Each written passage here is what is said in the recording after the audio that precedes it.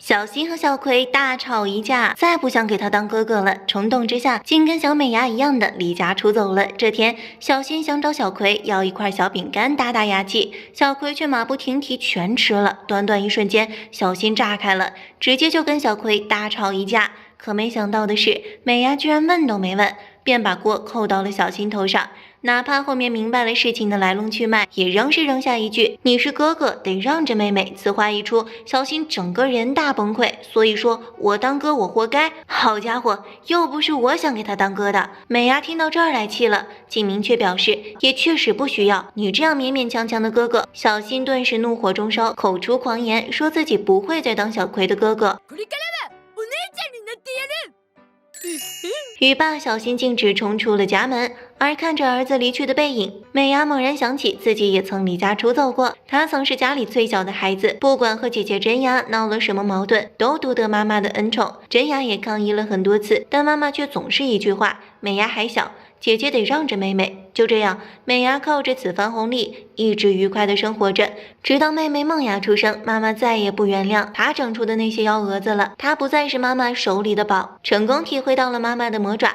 并且哪怕梦雅在墙上画画，妈妈也觉得那肯定是未来的毕加索。而爸爸回了家，也是把帽子领带往美伢身上一扔，就忙着去帮梦雅，丝毫不管她和真雅的感受，就好像把最好的爱给最小的孩子，是每对父母的共识。这样的情况一直持续到美伢的作文得了小红花，被老师夸奖了很多次。好家伙，那给美伢美的心里都开启了小红花。但就是那么巧，就在她迫不及待想跟妈妈分享这份喜悦的时候，梦雅碰巧不舒服，妈妈的注意力全到了梦雅身上，管都不管她一下。于是短短一瞬间，美伢哽住了，好像被全世界孤立一般，将作文揉作一团扔到了地上。见此情景，妈妈来火了，觉得美伢这个姐姐真是一点都不省心，没看见妹妹生病了吗？气得美伢说出了那句跟小新有异曲同工之妙的话语：要不是我想当姐姐。话音一落，美伢立刻挨了妈妈一顿毒打，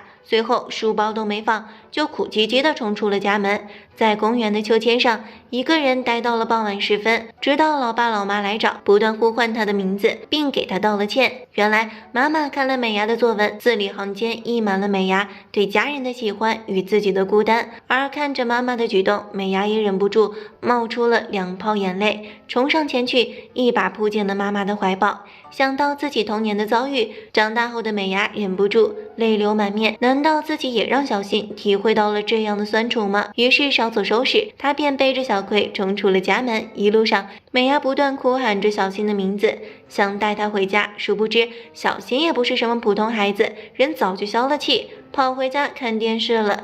面对广志问美伢去了哪儿，还能顺带捎上2句小吐槽呢。好了，本期问题，你们是讨厌哥哥姐姐就得让一下弟弟妹妹这句话吗？欢迎大家留言点赞和关注哦，咱们明天见。